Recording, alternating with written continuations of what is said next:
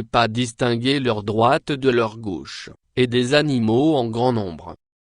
Michée chapitre 1. La parole de l'Éternel fut adressée à Michée, de Moréchet, au temps de Jotham, d'Achaz, d'Ézéchia, roi de Juda, prophétie sur Samarie et Jérusalem. Écoutez, vous tous, peuple. Sois attentive, terre, et ce qui est en toi. Que le Seigneur, l'Éternel, soit témoin contre vous, le Seigneur qui est dans le palais de sa sainteté. Car voici, l'Éternel sort de sa demeure, il descend, il marche sur les hauteurs de la terre. Sous lui les montagnes se fondent, les vallées s'entr'ouvrent, comme la cire devant le feu, comme l'eau qui coule sur une pente. Et tout cela à cause du crime de Jacob, à cause des péchés de la maison d'Israël. Quel est le crime de Jacob? N'est-ce pas Samarie? Quels sont les hauts lieux de Juda? N'est-ce pas Jérusalem? Je ferai de Samarie un monceau de pierres dans les champs, un lieu pour planter de la vigne, je précipiterai ces pierres dans la vallée, je mettrai à nu ses fondements. Toutes ces images taillées seront brisées, tous ces salaires impurs seront brûlés au feu, et je ravagerai toutes ces idoles, recueillies avec le salaire de la prostitution, elles deviendront un salaire de prostitution. C'est pourquoi je pleurerai, je me lamenterai, je marcherai déchaussé et nu, je pousserai des cris comme le chacal, et des gémissements comme l'autruche. Car sa plaie est douloureuse, elle s'étend jusqu'à Juda, elle pénètre jusqu'à la porte de mon peuple, jusqu'à Jérusalem. Ne l'annoncez point d'Anga, ne pleurez point dans Zako. Je me roule dans la poussière à Beth-Lifra. Passe, habitante de Shaphir, dans la nudité et la honte. L'habitante de Tsanan n'ose sortir, le deuil de Beth-Haïtzel vous prive de son abri. L'habitante de Maroth tremble pour son salut, car le malheur est descendu de la part de l'Éternel jusqu'à la porte de Jérusalem. Attelle les coursiers à ton char, habitante de Lachish. Tu as été pour la fille de Sion une première cause de péché, car en toi se sont trouvés les crimes d'Israël. C'est pourquoi tu renonceras à Moréchega, les maisons d'Axib seront une source trompeuse pour les rois d'Israël. Je t'amènerai un nouveau maître, habitante de Marécha, la gloire d'Israël s'en ira jusqu'à Adulam. Rase-toi, coupe ta chevelure, à cause de tes enfants chéris. Rends-toi chauve comme l'aigle, car ils s'en vont en captivité loin de toi. Chapitre 2. Malheur à ceux qui méditent l'iniquité et qui forgent le mal sur leur couche. Au point du jour ils l'exécutent, quand ils ont le pouvoir en main. Ils convoitent des champs, et ils s'en emparent, des maisons, et ils les enlèvent, ils portent leur violence sur l'homme et sur sa maison, sur l'homme et sur son héritage. C'est pourquoi ainsi parle l'Éternel, voici, je médite contre cette race un malheur, vous n'en préserverez pas vos coups, et vous ne marcherez pas la tête levée, car ces temps seront mauvais. En ce jour-là, on fera de vous un sujet de sarcasme, on poussera des cris lamentables, on dira, nous sommes entièrement dévastés. Il donne à d'autres la part de mon peuple. Et quoi? Il me l'enlève. Il distribue nos champs à l'ennemi. C'est pourquoi tu n'auras personne qui étende le cordeau sur un lot, dans l'assemblée de l'Éternel. Moins ne prophétisez pas. Disent-ils. Qu'on ne prophétise pas de telles choses. Les invectives n'ont point de fin. Moins oses-tu parler ainsi, maison de Jacob? L'Éternel est-il prompt à s'irriter? Est-ce là sa manière d'agir? Mes paroles ne sont-elles pas favorables à celui qui marche avec droiture? Depuis longtemps on traite mon peuple en ennemi, vous enlevez le manteau de dessus les vêtements de ceux qui passent avec sécurité en revenant de la guerre. Vous chassez de leur maison chérie les femmes de mon peuple, vous ôtez pour toujours ma parure à leurs enfants. Levez-vous, marchez. Car ce n'est point ici un lieu de repos, à cause de la souillure, il y aura des douleurs violentes. Si un homme court après le vent et débite des mensonges, je vais te prophétiser sur le vin, sur les boissons fortes. ce sera pour ce peuple un prophète. Je te rassemblerai tout entier, ô Jacob. Je rassemblerai les restes d'Israël, je les réunirai comme les brebis d'une bergerie, comme le troupeau dans son pâturage, il y aura un grand bruit d'hommes. Celui qui fera la brèche montera devant eux, ils feront la brèche, franchiront la porte et en sortiront, leur roi marchera devant eux, et l'Éternel sera à leur tête. Chapitre 3. Je dis, écoutez, chefs de Jacob, et princes de la maison d'Israël. N'est-ce pas à vous à connaître la justice? Vous haïssez le bien et vous aimez le mal, vous leur arrachez la peau et la chair de dessus les os. Ils dévorent la chair de mon peuple, lui arrachent la peau, et lui brisent les os, ils le mettent en pièces comme ce qu'on cuit dans un pot, comme de la viande dans une chaudière. Alors ils crieront vers l'Éternel, mais il ne leur répondra pas, il leur cachera sa face en ce temps-là, parce qu'ils ont fait de mauvaises actions. Ainsi parle l'Éternel sur les prophètes qui égarent mon peuple, qui annoncent la paix si leur dent ou quelque chose à mordre, et qui publient la guerre si on ne leur met rien dans la bouche. À cause de cela, vous aurez la nuit, et plus de visions. Vous aurez les ténèbres, et plus d'oracles. Le soleil se couchera sur ces prophètes, le jour s'obscurcira sur eux. Les voyants seront confus, les devins rougiront, tous se couvriront la barbe, car Dieu ne répondra pas. Mais moi, je suis rempli de force, de l'esprit de l'Éternel, je suis rempli de justice et de vigueur, pour faire connaître à Jacob son crime, et à Israël son péché. Écoutez donc ceci, chefs de la maison de Jacob, et princes de la maison d'Israël, vous qui avez en horreur la justice, et qui pervertissez tout ce qui est droit, vous qui bâtissez Sion avec le sang, et Jérusalem avec l'iniquité. Ces chefs jugent pour des présents, ces sacrificateurs enseignent pour un salaire, et ces prophètes prédisent pour de l'argent, et ils osent s'appuyer sur l'Éternel, ils disent, l'Éternel n'est-il pas au milieu de nous? Le malheur ne nous atteindra pas. C'est pourquoi, à cause de vous, Sion sera labouré comme un champ, Jérusalem deviendra un monceau de pierre, et la montagne du temple une sommité couverte de bois. Chapitre 4. Il arrivera, dans la suite des temps, que la montagne de la maison de l'Éternel sera fondée sur le sommet des montagnes, qu'elle s'élèvera par-dessus les collines, et que les peuples y afflueront.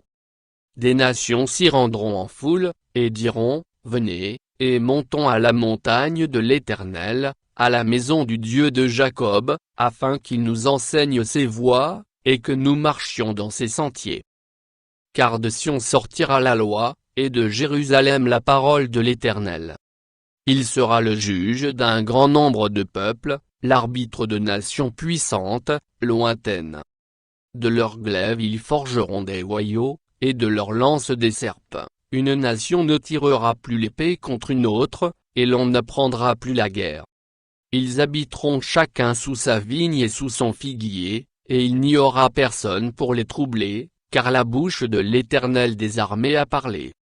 Tandis que tous les peuples marchent, chacun au nom de son Dieu, nous marcherons, nous, au nom de l'Éternel, notre Dieu, à toujours et à perpétuité. En ce jour-là, dit l'Éternel, je recueillerai les boiteux, je rassemblerai ceux qui étaient chassés, ceux que j'avais maltraités. Des boiteux je ferai un reste, de ceux qui étaient chassés une nation puissante, et l'Éternel régnera sur eux, à la montagne de Sion, dès lors et pour toujours. Et toi, tour du troupeau, colline de la fille de Sion, à toi viendra, à toi arrivera l'ancienne domination, le royaume de la fille de Jérusalem. Pourquoi maintenant pousses-tu des cris? N'as-tu point de roi, plus de conseiller, pour que la douleur te saisisse comme une femme qui accouche? Fille de Sion, souffre et gémis comme une femme qui accouche. Car maintenant tu sortiras de la ville et tu habiteras dans les champs, et tu iras jusqu'à Babylone, là tu seras délivré, c'est là que l'Éternel te rachètera de la main de tes ennemis. Maintenant plusieurs nations se sont rassemblées contre toi, qu'elles soient profanées, disent-elles, et que nos yeux se rassasient d'onction. Mais elles ne connaissent pas les pensées de l'Éternel, elles ne comprennent pas ses desseins, elles ignorent qu'il les a rassemblées comme des gerbes dans l'air. Fille de Sion, lève-toi et foule. Je te ferai une corne de fer et des ongles d'airain, et tu broieras des peuples nombreux, tu consacreras leurs biens à l'Éternel, leur richesse au Seigneur de toute la terre. Maintenant, fille de troupe, rassemble tes troupes. On nous assiège, avec la verge on frappe sur la joue le juge d'Israël. Chapitre 5 Et toi, Bethléem Ephrata, petite entre les milliers de Juda, de toi sortira pour moi celui qui dominera sur Israël, et dont l'origine remonte au temps ancien, au jour de l'éternité. C'est pourquoi il les livrera jusqu'au temps où enfantera celle qui doit enfanter, et le reste de ses frères reviendra auprès des enfants d'Israël. Il se présentera, et il gouvernera avec la force de l'Éternel, avec la majesté du nom de l'Éternel, son Dieu, et ils auront une demeure assurée, car il sera glorifié jusqu'aux extrémités de la terre. C'est lui qui ramènera la paix. Lorsque l'Assyrien viendra dans notre pays, et qu'il pénétrera dans nos palais, nous ferons lever contre lui 7 pasteurs et 8 princes du peuple. Ils feront avec l'épée leur pâture du pays d'Assyrie et du pays de Nimrod au-dedans de ses portes. Il nous délivrera ainsi de l'Assyrien, lorsqu'il viendra dans notre pays, et qu'il pénétrera sur notre territoire. Le reste de Jacob sera au milieu des peuples nombreux comme une rosée qui vient de l'Éternel, comme des gouttes d'eau sur l'herbe, elles ne comptent pas sur l'homme, elles ne dépendent pas des enfants des hommes. Le reste de Jacob sera parmi les nations, au milieu des peuples nombreux, comme un lion parmi les bêtes de la forêt, comme un lionceau parmi les troupeaux de brebis. Lorsqu'il passe, il foule et déchire, et personne ne délivre. Que ta main se lève sur tes adversaires, et que tous tes ennemis soient exterminés. En ce jour-là, dit l'Éternel, j'exterminerai du milieu de toi tes chevaux, et je détruirai tes chars, j'exterminerai les villes de ton pays, et je renverserai toutes tes forteresses, j'exterminerai de ta main les enchantements, et tu n'auras plus de magiciens, j'exterminerai du milieu de toi tes idoles et tes statues, et tu ne te prosterneras plus devant l'ouvrage de tes mains, j'exterminerai du milieu de toi tes idoles d'Astarté, et je détruirai tes villes. J'exercerai ma vengeance avec colère, avec fureur, sur les nations qui n'ont pas écouté. Chapitre 6 Écoutez donc ce que dit l'Éternel, lève-toi, plaide devant les montagnes, et que les collines entendent ta voix. Écoutez, montagnes, le procès de l'Éternel, et vous, solides fondements de la terre. Car l'Éternel a un procès avec son peuple, il veut plaider avec Israël. Moi mon peuple, que t'ai-je fait? En quoi t'ai-je fatigué? Réponds-moi. Car je t'ai fait monter du pays d'Égypte, je t'ai délivré de la maison de servitude, et j'ai envoyé devant toi Moïse, Aaron et Marie. Mon peuple, rappelle-toi ce que projetait Balak, roi de Moab, et ce que lui répondit Balaam, fils de Béor, de Sittim à Gilgal, afin que tu reconnaisses les bienfaits de l'Éternel. Avec quoi me présenterai-je devant l'Éternel, pour m'humilier devant le Dieu très haut? Me présenterai-je avec des holocaustes, avec des veaux d'un an? L'Éternel agréera-t-il des milliers de béliers, des myriades de torrents d'huile? Donnerai-je pour mes transgressions mon premier-né, pour le péché de mon âme le fruit de mes entrailles? On t'a fait connaître, ô homme, ce qui est bien, et ce que l'Éternel demande de toi, c'est que tu pratiques la justice, que tu aimes la miséricorde, et que tu marches humblement avec ton Dieu.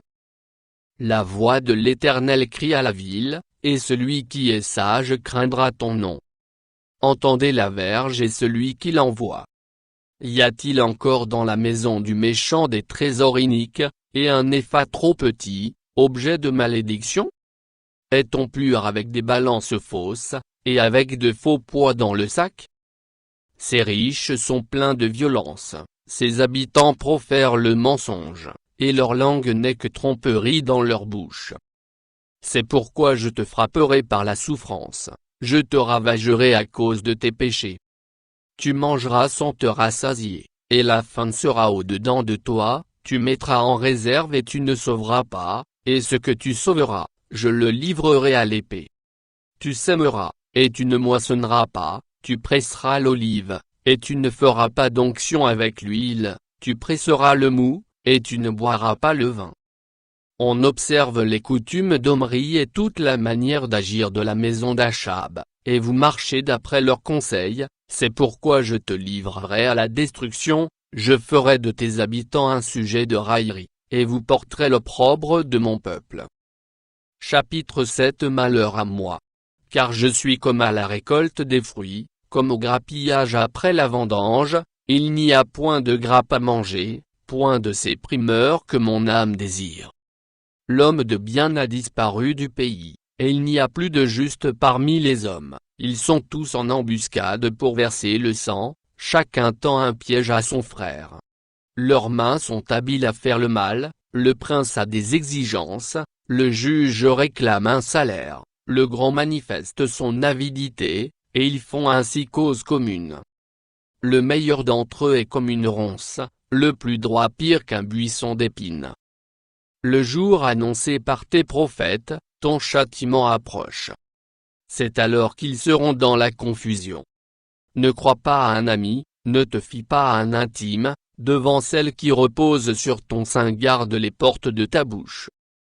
Car le fils outrage le père, la fille se soulève contre sa mère, la belle-fille contre sa belle-mère, chacun a pour ennemi les gens de sa maison.